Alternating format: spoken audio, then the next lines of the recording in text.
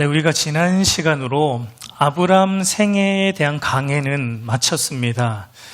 여러분, 아브람은 모든 믿는 자의 조상으로서, 그러니까 믿음의 1세대라고 할 수 있죠. 믿음의 1세대로서 하나님께서 아브람의 인생을 통해, 그러니까 믿음은 이런 것이다 라는 것을 우리에게 보여주셨다라고 볼 수 있습니다. 특별히 우리가 많은 것들을 보았지만 특별히 믿음의 중요한 두 가지 원리를 우리는 아브라함의 생애를 통해 발견하게 되는데요. 하나는, 첫 번째는 믿음은 하나님의 선물이라는 것을 발견하게 됩니다. 여러분, 믿음은 우리로부터 시작된 것이 아니라 하나님으로부터 시작되었고 전적인 하나님의 은혜라는 것을 우리는 아브라함을 통해 발견했습니다. 여러분, 아브라함이 믿음의 조상이 될 수 있었던 것은 아브라함을 편에서 보니까 아브라함이 어떤 자격이 되고 그 믿음의 조상이 될 만한 어떤 근거가 있어서 하나님이 그를 부르신 것이 아니었습니다. 아브라함 편에서는 조금도 자격이 없었습니다. 그럼에도 하나님은 그냥 아브라함을 믿음의 조상으로 선택하셨습니다. 아무런 이유가 없어요. 하나님이 선택하신 겁니다. 하나님이 아브라함을 믿음의 조상으로 택하시고 부르시기를 하나님이 기뻐하셨기 때문이었습니다. 마찬가지로 오늘 저와 여러분이 그리스도를 믿는 믿음의 사람이 될 수 있었던 것도 우리에게 어떤 자격이 있거나 우리에게 어떤 조건이 있어서가 절대 아니에요. 하나님께서 우리도 그리스도 예수 안에서 믿음의 사람으로 택하셨습니다. 그 이유가 뭐냐고요? 우리는 몰라요. 하나님께서 그렇게 하시기를 기뻐하셨기 때문이다라고 성경은 우리에게 말해주고 아브라함을 통해 우리에게 말해주고 있는 것입니다. 여러분, 그러니까 우리가 하나님을 믿은 것이 아니라 하나님의 무조건적인 선택과 불가항력적인 은혜로 인해서 우리가 하나님을 믿게 된 것입니다. 그렇기 때문에 여러분, 믿음은 하나님이 주신 선물이고 하나님의 은혜라고 밖에 말할 수 없는 것입니다. 여러분, 사도 바울은 이렇게 말합니다. 고린도전서 1장 30절과 31절 말씀을 우리 한번 같이 읽어보겠습니다. 너희는 하나님으로부터 나서 그리스도 예수 안에 있고 거룩함과 구원함이 되셨으니 기록된 바 자랑하는 자는 주 안에서 자랑하라 함과 같게 하려 함이라. 그러니까 여기도 보면 사도 바울은 뭘 말하냐면 우리가 구원을 받은 것은, 우리가 하나님의 자녀가 된 것은 우리로부터 나온 것이 아니라 하나님으로부터 나온 것이고, 하나님께서 그리스도 안에서 우리에게 믿음의 비밀을 깨닫는 지혜를 주셨고, 또 그리스도 안에서 우리를 의롭다 하여 주셨고, 그리스도 안에서 우리를 거룩하다 하여 주셨고, 그리스도 안에서 우리를 구원하여 주셨기 때문에 내가 믿었다, 내가 주를 위해 이렇게 믿음으로 산다라는 말을, 자랑을 우리로 하여금 할 수 없게끔, 원천적으로 차단하게끔 하나님은 우리를 그렇게 구원하셨다라는 것을 말하고 있습니다. 그러니까 여러분, 자랑할 것이 있으면 뭐밖에 없어요? 자랑할 것은 우리 안에 예수 그리스도밖에 없는 겁니다. 우리에게 자랑할 것이 있다면 그것은 내가 이렇게 했다가 아니에요. 내가 지금까지 이렇게 믿었다가 아니에요. 우리에게 그 믿음을 주신 하나님만이 우리의 자랑인 겁니다. 우리 안에 그 믿음을 선물로 주시고 그 믿음을 유지하게 하시고 지금까지 믿음으로 살아갈 수 있도록 인도해 주신 우리 하나님만이 우리의 자랑이라는 것입니다. 그리고 아브라함을 통해 우리가 볼 수 있는 믿음의 또 하나의 아주 중요한 원리는 뭐냐면, 하나님께서 우리 안에 이 시작하신 믿음을 하나님께서 그리스도의 예수의 날까지 완성하여 주신다라는 것입니다. 빌립보서 1장 6절 말씀, 이 말씀도 너무 좋은 말씀인데 우리 한번 같이 읽어보겠습니다. 너희 안에서 착한 일을 시작하신 이가 그리스도 예수의 날까지 이루실 줄을 우리는 확신하노라. 여러분, 여기서 착한 일은 무엇입니까? 여기서 말하는 착한 일은 뭐냐면 그냥 도덕적인 착한 일을 의미하는 것은 아니고요. 여기서 말하는 착한 일, 선한 일은 뭐냐면 하나님이 우리를 구원하시는 일, 그게 선한 일, 착한 일이에요. 우리에게 믿음을 주시고 그리고 그 믿음을 이루어 가시는 그 일이 착한 일입니다. 바울은 우리에게 믿음을 주시고 우리를 구원하시는 일을 시작하신 분도 하나님이시고 그 일을 예수 그리스도의 날까지 끝내시고 완성하시는 분도 누구라고 말하고 있습니까? 우리가 아니고 하나님이시다라고 말하고 있는 겁니다. 그러면 여러분 우리는 손 놓아도 될까요? 그런 의미는 아니죠. 우리도 믿음에 반응하여 말씀에 순종하는 거룩한 몸부림을 쳐야 한다는 겁니다. 그럼에도 이 모든 일을 주도적으로 인도하시는 분은 실수가 없으신 하나님이다라는 걸 말하고 있는 겁니다. 우리는 실수가 있어요. 그러나 하나님은 실수가 없으시고 실수 없으신 그분이 우리의 믿음을 붙들고 완성하신다라는 것을 말하고 있는 것입니다. 그래서 여러분 우리가 아브라함의 생애를 보면서 실망도 많이 했어요. 과연 이 사람이 믿음의 조상이 맞는가? 아브라함의 시작은 너무 불완전했습니다. 과연 이 사람이 정말 믿음의 사람이 맞는가라는 의구심이 들 정도로 아브라함의 모습에 우리는 실망도 많이 했지만 그러나 그의 인생의 후반전으로 갈수록 그가 어떻게 변해갔습니까? 정말 믿음의 조상다운 사람으로 변해갔고 최종적으로는 정말 믿음의 조상의 반열에 오르게 된 것을 우리는 보았습니다. 근데 여러분 중요한 것은 그 이면을 보니까 아브라함이 그렇게 변화되어 갔고 결국은 믿음의 조상이 되었는데 그 이면을 보니까 누가 계셨다는 겁니까? 하나님이 계셨다는 거예요. 그 이면을 보니까 아브라함의 연약한 믿음을 끝까지 붙들어 주시고 연단하셔서 결국은 정금 같은 믿음으로 믿음의 조상의 자리로 올려놓으시는 하나님의 손길, 그 하나님의 주권적인 손길이 있었다라는 것을 우리가 보게 되었습니다. 그래서 사도 바울은 또 이렇게 우리에게 말합니다. 로마서 11장 29절 말씀을 보면 하나님의 은사와 부르심에는 후회하심이 없느니라. 후회하심이 없다라는 말은 철회하지 않는다 이런 의미예요. 하나님이 번복하지 않으신다. 절대로 철회하지 않으신다. 하나님이 한 번 부른 인생은 절대로 번복하거나 철회하지 않으신다. 그가 넘어져도 그가 죄를 또 지을지라도 그가 또 실패할지라도 하나님은 하나님이 부르셨으면 절대 그 부르심을 번복하지 않는다. 철회하지 않는다.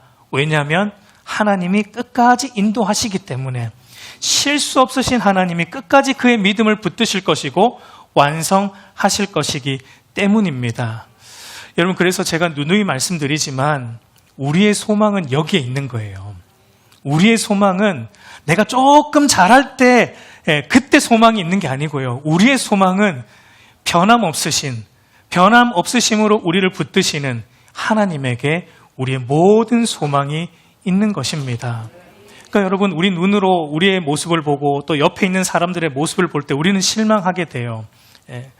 우리의 이 눈으로 지금 당장 나의 모습을 보고 또 나의 남편과 나의 아내의 모습을 보고 우리 자녀들의 모습을 보면 실망하기 마련입니다. 그러나 여러분 그때 눈을 들어서 하나님의 손길을 바라봐야 됩니다. 하나님이 이 인생을 붙들고 있다.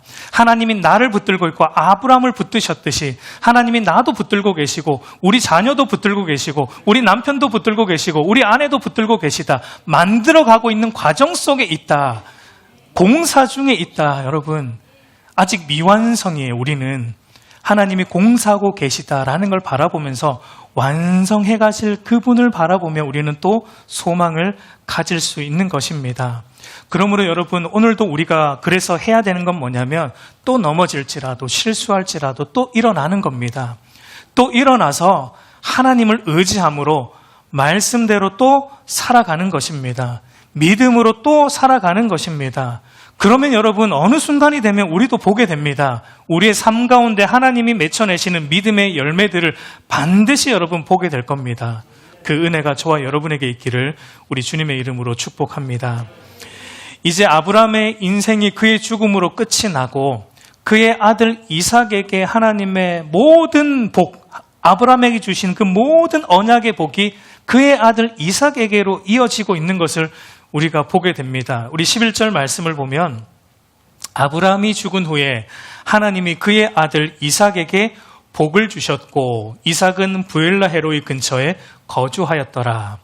아브라함에게 주셨던 모든 하나님의 복이 이제는 그의 아들 이삭에게로 고스란히 이어지고 있는 것을 보게 됩니다. 여러분, 여기서 우리가 소망을 가집시다. 우리에게 주신 믿음의 복이 우리 자녀 세대에게, 여러분, 우리 자녀 세대에게 고스란히 하나님께서 이어주시기를 여러분 소망하고 기도하시기를 바랍니다. 우리 다음 세대에게 여러분 우리의 믿음의 복이 고스란히 이어질 수 있는 은혜가 있기를 간절히 소망합니다. 근데 여러분, 오늘 본문을 이제 보면 조금 의아한 것을 또 보게 됩니다. 본문을 볼 때 조금 의아한 것이 뭐냐면, 아브라함에게 주신 이 언약의 복이 그의 아들 이삭에게 이어졌습니다. 하나님이 이삭에게 복을 주셨습니다. 분명히 말하고 있습니다. 근데 여러분, 그 다음 구절, 그 다음 뒤 내용을 보니까 사실은 좀 정반대의 내용이 나오는 것을 우리는 보게 돼요. 여러분, 우리가 본문을 읽었지만 본문의 구조를 볼 때 하나님이 그의 아들 이삭에게 복을 주셨다라고 말한 그 다음에 바로 나오는 내용이 뭐죠? 12절부터 16절을 보면 누구에 대한 내용이죠?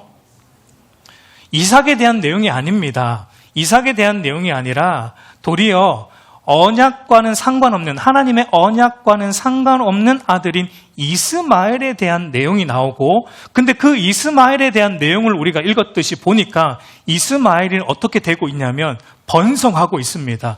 12두령을 낳고 12지도자가 그의 후손에서 일어나면서 이스마엘이 정작 복받은 것처럼 번성하고 있는 것을 본문은 이삭이 복받은 걸 얘기한 다음에 도리어 이스마엘의 번성을 우리에게 보여주고 있어요. 그리고 그 다음에 21절을 보면은 바로 이 언약의 진짜 복을 이어받은 이삭의 상황은 어떻습니까? 이삭은 뭐 하지 못하고 있다라고 성경이 말하죠. 임신하지, 이삭의 아내 리브가는 임신하지 못하고 있다라고 말하고 있는 내용을 우리가 보게 됩니다. 여러분, 도대체 왜 하나님은 이런 순서로 말씀을 전개해 나가실까요? 분명 이삭에게 복을 주셨는데 그 뒷내용은 이삭이 아니라 이스마엘이 더 많은 복을 받고, 이삭은 오히려 임신하지 못하고 나중에 임신되지만 겨우 2명 쌍둥이 임신하는. 근데 이스마엘은 12두령을 낳고, 왜 하나님은 이런 순서로, 성경은 이런 순서로 말씀을 전개해 나가고 있는 것일까요? 여러분, 이것은 1차적으로는 비록 이스마엘이 하나님의 언약 밖에 있는 자라 할지라도 하나님은 이스마엘에게도 복을 주시는 분이다. 이스마엘도 돌보시고 이스마엘에게도 하나님은 복을 주시는 하나님. 그리고 하나님이 약속을 하셨어요. 이스마엘에게도 이 복을 주시겠다라고 약속을 하셨기 때문에 이 약속을 신실하게 지키시는 하나님이다라는 걸 먼저 보여주기 위함입니다. 여러분, 창세기 17장 20절 말씀을 보면 이스마엘에 대해서 하나님이 이런 말씀을 하셨어요. 이스마엘에 대해서는 내가 내 말을 들었나니 내가 그에게, 이스마엘에게 복을 주어 그를 매우 크게 생육하고 번성하게 할지라. 그가 12두령을 낳으리니, 약속을 하신 겁니다. 그가 12두령을 낳으리니 내가 그를 큰 나라가 되게 하려니와 라고 이스마엘에게도 이런 번성의 복을 하나님이 약속하셨습니다. 여러분, 이것을 볼 때 우리가 무엇을 보게 되냐면, 하나님은 당신과 구원의 언약을 맺은 하나님의 백성들만의 하나님이 아니라 하나님은 모든 피조물을 돌보시는 창조주 하나님이시다라는 것을 우리에게 말해주고 있습니다. 여러분, 이것을 제가 조금 바꿔 말해 볼게요. 이것을 좀 바꿔 말하면은 이 세상에 있는 인생들 중에, 믿는 자나 믿지 않는 자나, 이 세상에 있는 모든 인생들 중에 하나님과 관계없이 살아가는 인생은 단 한 명도 없다라는 것을 말하고 있는 겁니다. 이 차이입니다. 여러분, 믿는 신자들은 하나님을 나의 창조주, 나의 구원주로 알고 믿고 그분의 말씀에 순종하며 살아가는, 그러니까 하나님과 바른 관계 속에서 살아가는데, 믿지 않는 불신자들은 하나님을 나의 창조주, 나의 구원주로 알지 못하고 믿지 않습니다. 그러니까 그분의 말씀과 상관없이 살아갑니다. 달리 말해 그들은 하나님과 깨어진 관계 속에서 살아가는 것이지 하나님과 관계없이 살지는 않는다라는 것을 우리에게 보여주고 있는 겁니다. 그러면 여러분, 여기서 우리는 생각해야 됩니다. 무엇이 진정한 복인가? 무엇이 진정한 번성인가?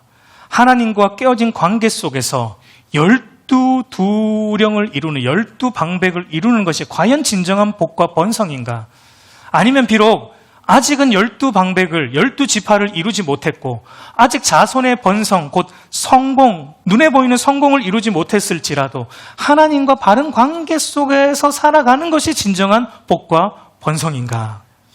여기에 대한 답을 주고자 하나님께서 깨어진 관계 속에서 번성하는 이스마엘과 비록 눈에 보이는 번성이 아직은 이루어지지 않았지만 하나님과 바른 관계 속에서 살아가는 이삭의 초라함을 의도적으로 지금 우리에게 대조해서 이런 배열로 성경이 우리에게 말하고 있다라는 겁니다. 여러분, 그러니까 진정한 복과 번성은 겉으로 드러난 번성과 어떤 성공으로 결정되는 것이 아니라 창조주의자 구원주이신 하나님을 내가 알고 그분을 믿고 그분과 바른 관계 안에서 살아가는 것임을 오늘 본문이 우리에게 말해주고 있는 것입니다. 그래서 여러분, 하나님과 깨어진 관계 속에서 외형적으로는 굉장한 번성을 이루었고 굉장한 성공을 이룬 이 이스마엘의 삶의 결론을 성경이 어떻게 묘사하고 있는가 우리가 한번 유심히 볼 필요가 있습니다. 우리 17절 말씀을 보면은 이제 이스마엘의 죽음에 대해 이렇게 기록하고 있습니다.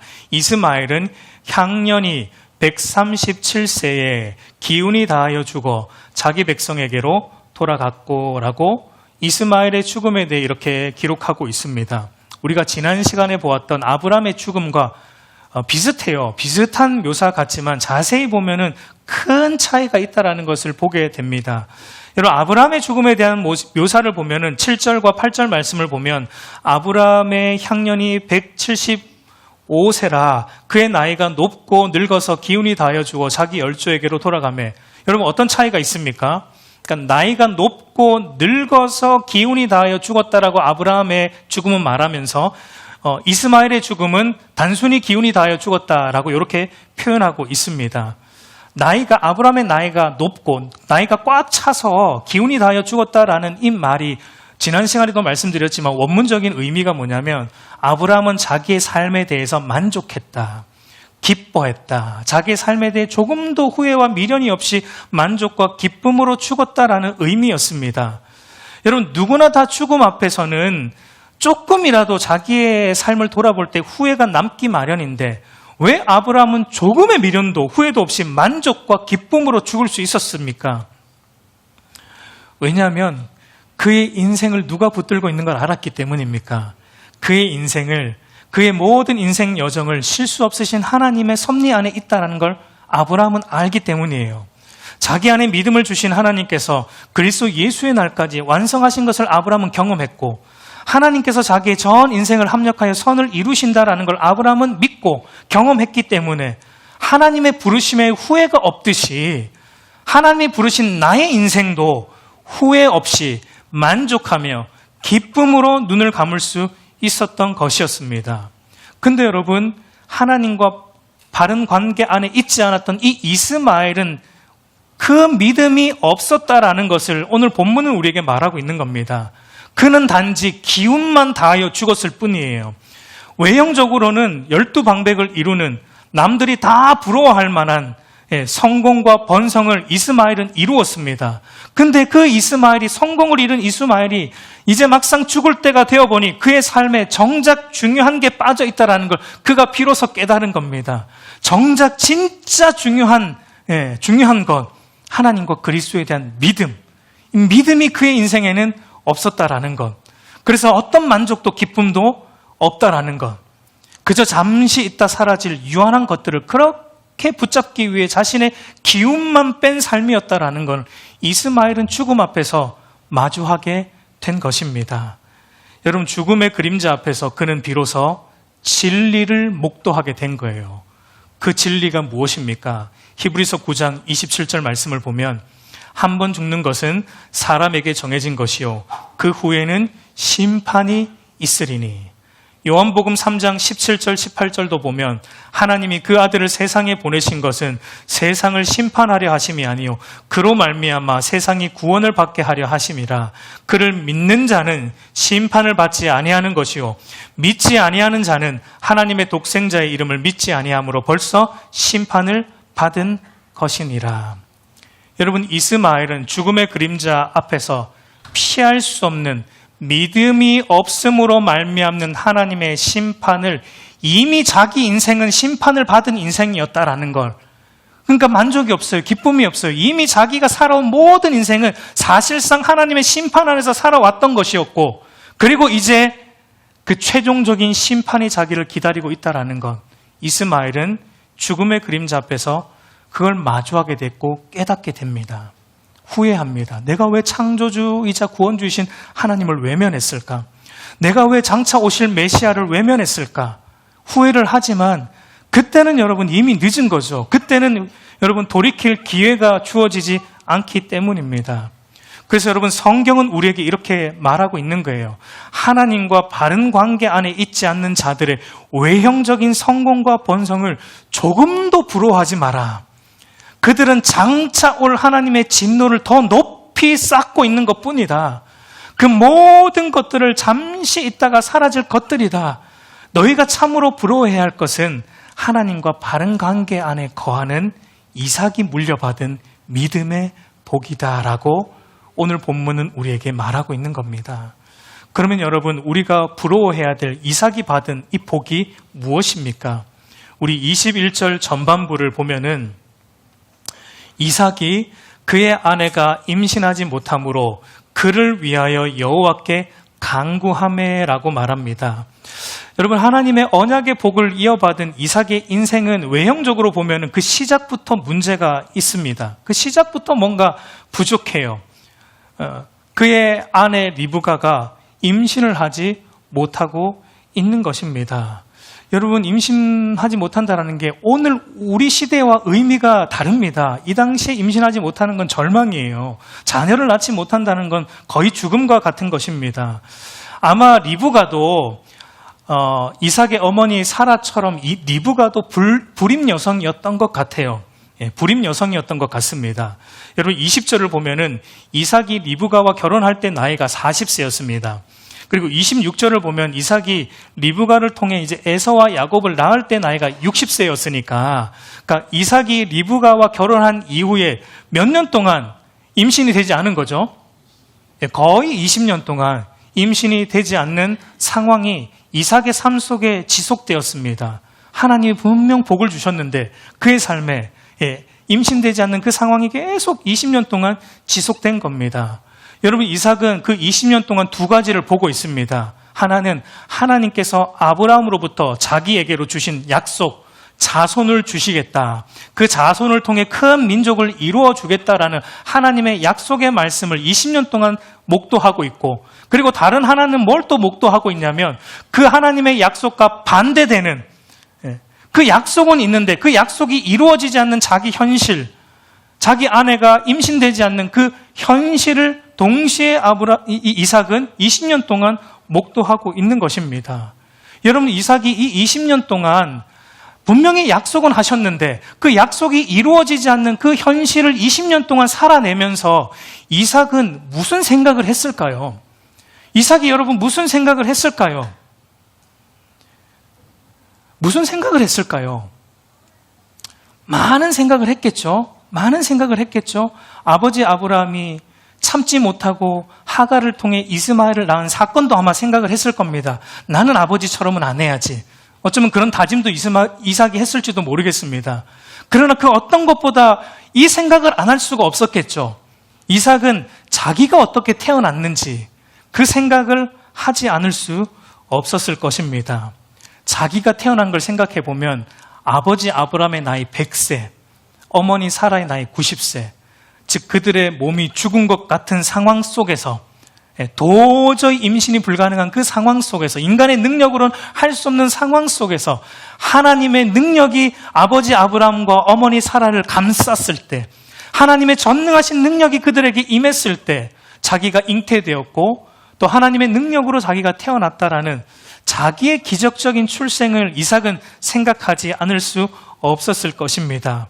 그러니까 여러분, 그 이삭이 그 생각을 20년 동안 하면서 이삭은 나의 이 문제, 나의 아내 리브가가 임신되지 않는 이 문제를 타개할 방법은 뭐밖에 없다.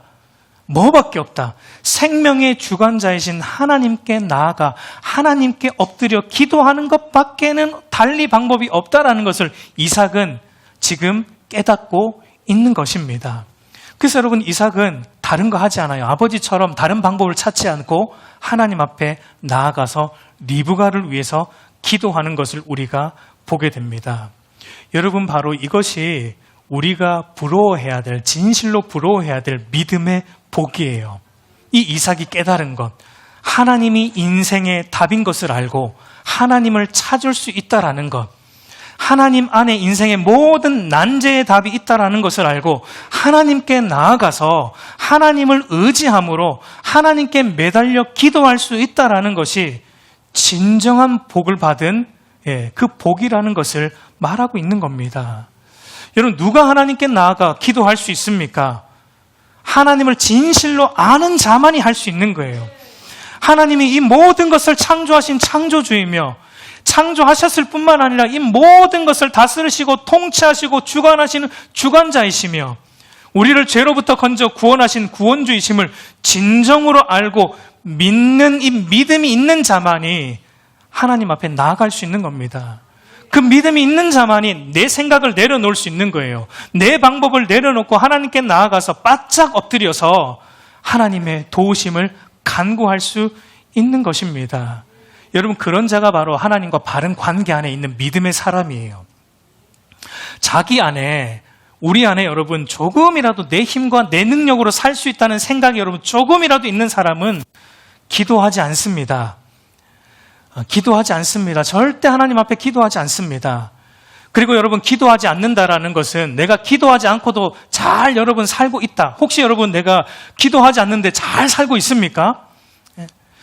하나님 앞에 기도하지 않는데 내가 너무 잘 살고 있어요. 너무 평안해. 잘 살고 있어요. 하나님과 바른 관계가 아니다라는 거예요. 하나님과 깨어진 관계 안에 내가 있다라는 걸 여러분 생각해야 됩니다. 여러분, 기도는요, 하나님만 전적으로 의존하는 믿음의 표현입니다.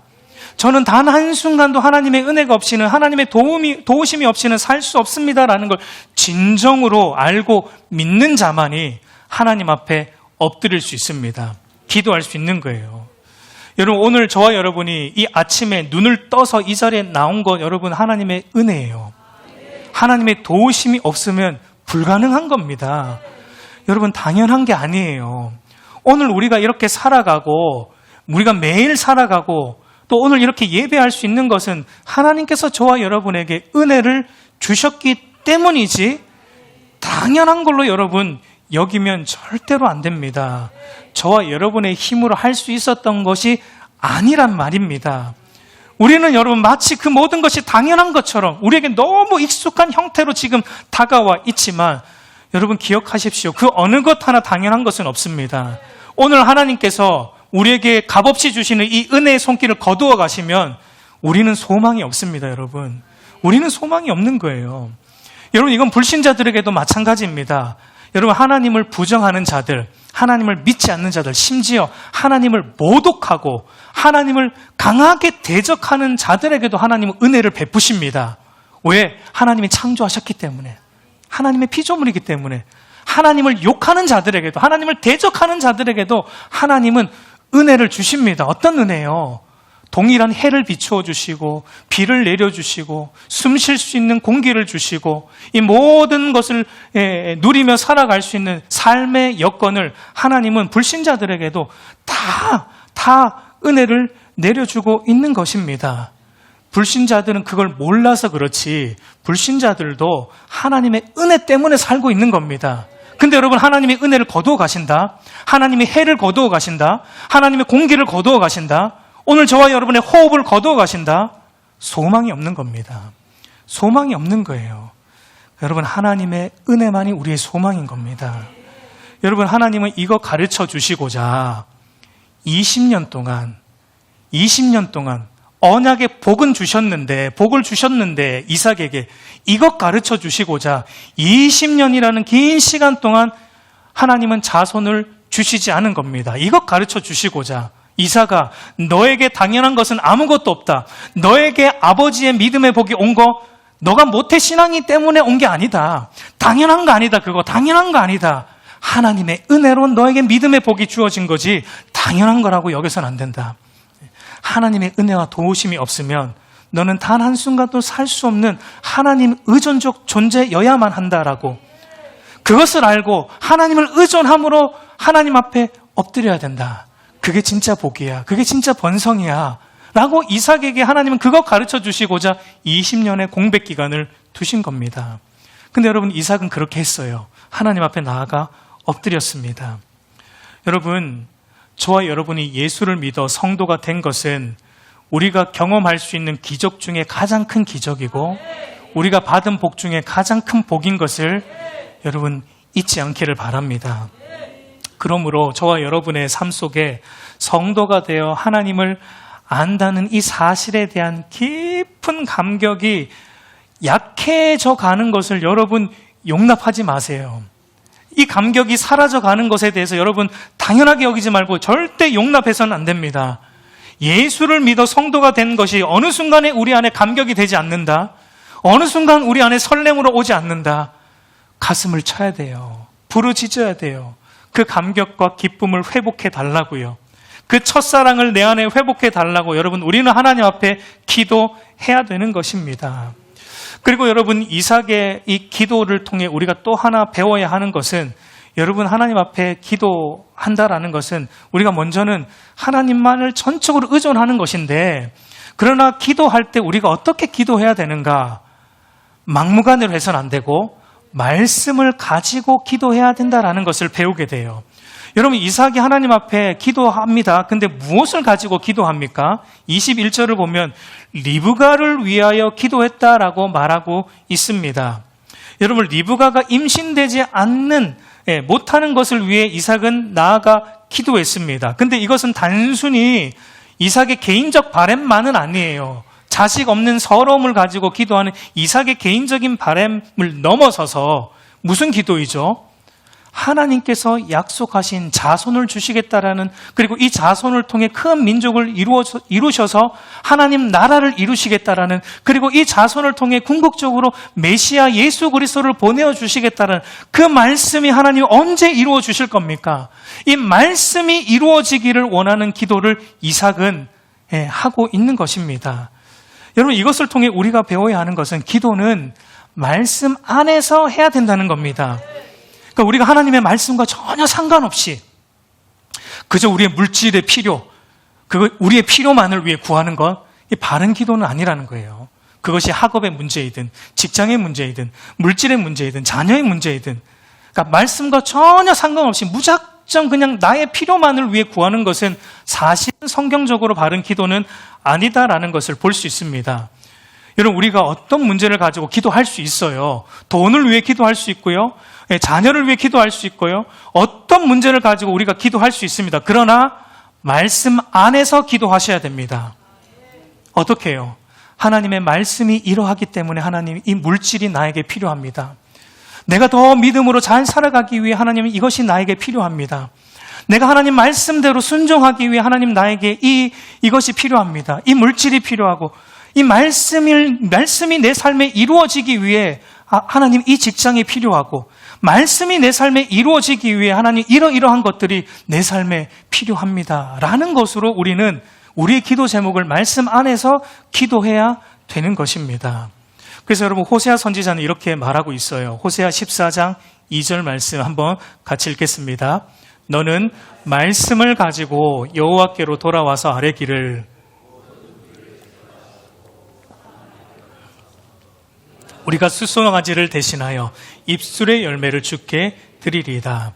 여러분, 호세아 선지자가 뭘 가지고 나오라고요? 여호와께 나와서 아뢰는데 뭘 가지고 나오라고요? 말씀을 가지고 나오라. 말씀을 가지고 나오라는 겁니다.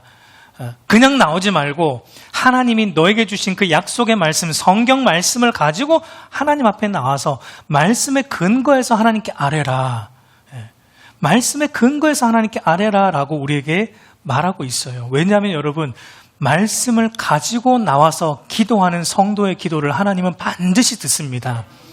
들으실 뿐만 아니라 반드시 응답합니다. 왜냐하면 하나님은 말씀에 신실하신 분이기 때문에 그렇습니다. 하나님은 자기가 하신 말씀을 반드시 이루시는 미쁘신 하나님이시기 때문에 말씀을 가지고 나올 때 하나님은 들으십니다. 이루십니다. 그렇기 때문에 여러분, 우리는 말씀을 가지고 나아가서 기도하고 구해야 되는 것입니다. 여러분 한번 보세요. 이삭이 자손을 주시겠다는 이 하나님의 약속의 말씀 붙들고 나아가서 기도했을 때 하나님은 어떻게 해주셨습니까? 21절 후반절을 보면은 여호와께서 그의 간구를 들으셨으므로 그의 아내 리브가가 임신하였더니, 즉각적인 응답이 오는 것을 우리가 보게 돼요. 여러분, 만약에 이삭이 이 약속의 말씀을 붙들고 리브가를 위해서 기도하지 않았다면 어떻게 됐을까요? 기도하지 않았다면, 20년이 지났는데 기도하지 않았다면 하나님이 어떻게 하셨을까요? 그래도 임신이 하게 하나님이 역사하셨을까요? 아니면 안 하셨을까요? 안 하셨을 겁니다. 안 하셨을 거예요. 그렇다면 더 오랜 기간을 아마 하나님이 또 훈련을 하셨을 겁니다. 이삭으로 하여금 기도에 무릎을 꿇도록 하나님은 더 훈련의 기간을 늘리셨을 겁니다.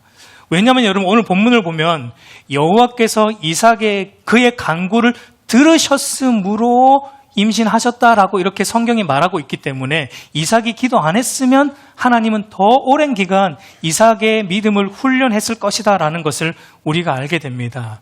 그러니까 여러분, 이것을 통해 우리가 또 보게 되는 것이 뭐냐면, 여러분, 하나님께서 언약의 1세대, 믿음의 1세대 아브라함의 생애를 통해서는 그의 백성들 안에 포커스를 두고 만들어 오셨던 것이 뭐냐면 하나님의 말씀에 대한 믿음이었고, 그 믿음을 따라 순종하는 삶이었다라면 지금 언약이 2세대인 이삭을 통해서 그의 백성들 안에 중점적으로 하나님이 만들어내고자 하시는 것이 뭐라는 겁니까? 1세대 아브라함을 통해서는 믿음을 만들어내셨어요. 그리고 믿음을 따라 순종하는 걸 만들어내셨어요. 근데 이 2세대인 이삭의 삶을 통해서는 뭘 만들어내십니까? 믿음과 순종으로 뭐 하도록? 기도하도록. 기도하는 자리로 나아가는 것을 바로 만들어내고 있다라는 이 순서를 우리가 보게 되는 겁니다. 그래서 여러분, 재밌는 건 뭐냐면 아브라함의 인생을 우리가 창세기 12장부터 25장까지 우리가 아브라함을 살펴보지 않았습니까? 근데 그 아브라함의 이 인생 속에 보면은 아브라함이 하나님 앞에 기도했다. 오늘 이삭이 하나님 앞에 간구했다라는 것처럼 아브라함이 하나님 앞에 기도했다라는 기록이 거의 없습니다. 거의 없어요. 물론 여러분, 우리가 알듯이 창세기 18장을 가보면 소돔과 고모라를 위한 중재 기도를 하는 것을, 간구를 하는 것을 보게 되지만, 여러분, 그건 사실 엄밀하게 말하면 기도라기보다는 하나님 앞에 따지는 것에 가까워요. 하나님께서 어떻게 의인을 악인과 함께 멸하실 수 있습니까? 라고 하나님께 나아가 따지는 것과 가깝지, 기도라고 보기엔 좀 그래요. 그러니까 아브라함의 인생에 기도했다라는 내용이 거의 기록이 안 됩니다. 그렇다고 여러분, 아브라함이 기도하지 않았을까요? 그는 기도했겠죠. 기록은 안 되었겠지만. 그럼에도 왜 성경은 아브라함의 인생에는 기도했다라는 내용이 기록이 되어 있지 않고 이삭, 이 언약의 2세대, 믿음을 이어받은 2세대인 이삭의 삶을 시작하면서부터 이삭은 기도로 시작하는 것을 왜 성경은 이렇게 기록하고 있는 이유가 무엇입니까? 성경의 의도가 무엇입니까? 그게 뭐냐면 참된 믿음이 있는가, 그리고 그 믿음과 순종으로 살아가는 그 삶이 있는가, 그런 사람은 뭐 하게 된다? 기도하게 된다. 참된 신자는 기도할 수밖에 없다라는 걸 오늘 아브라함과 이삭이 순서상으로 우리에게 이렇게 보여주고 있는 겁니다. 더 정확하게 말하면 참된 믿음과 참된 순종의 삶이 있는 사람은 말씀을 붙들고 기도한다라는 것입니다. 여러분, 오늘 현대 그리스도인들을 보면 균형이 없어요. 그러니까 오늘 현대 그리스도인들을 볼 때 균형이 없고 한쪽으로만 치우쳐 있는 좀 기형적인 신앙인들이 많다라는 것을 좀 보게 돼요. 대표적으로 세 부류가 있어요. 이건 뭐 제가 만들어낸 겁니다. 더 많이 있을 거예요. 대표적인 세 부류가 있는데 첫 번째 부류는 기도파이죠. 기도파입니다. 이들은 기도를 많이 하면 특별히 경건한 사람이 되는 것처럼 생각하면서 기도를 많이 해요. 기도 많이 한다고 문제가 됩니까? 근데 뭘 안 봐요? 성경은 안 읽어요.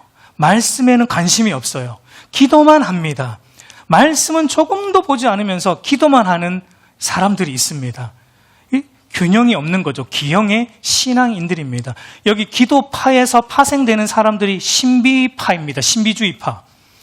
말씀과 상관없이 기도만 많이 하다 보면 어디로 흘러가게 됩니까? 자꾸 뭘 본대. 말씀을 봐야 되는데 말씀을 안 보니까 자꾸 딴 걸 봐.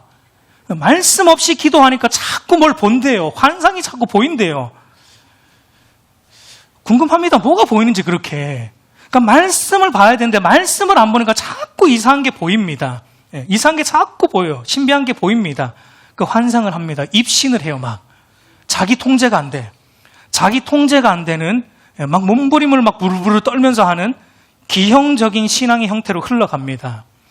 여러분, 기독교가 아닌 다른 종교에 오히려 더 신비한 체험이 많다라는 사실을 여러분 아십니까?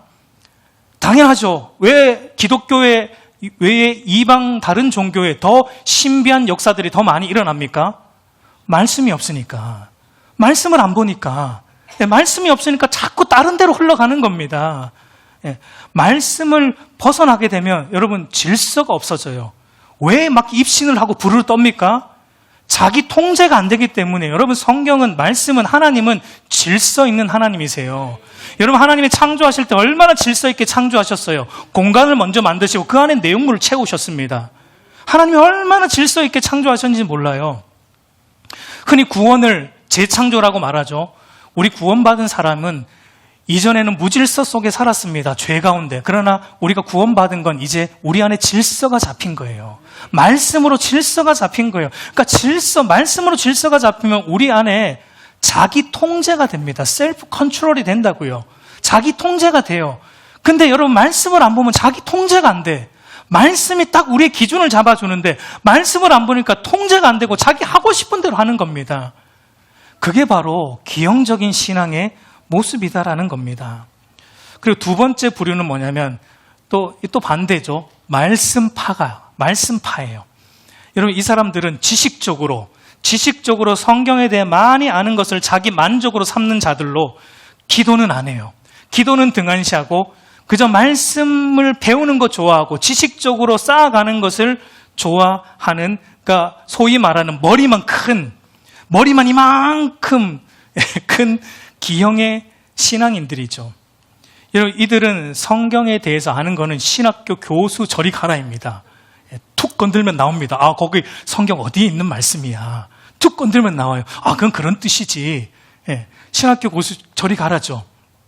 근데 여러분, 그 말씀이 머리에만 머물러 있는 죽은 말씀이죠.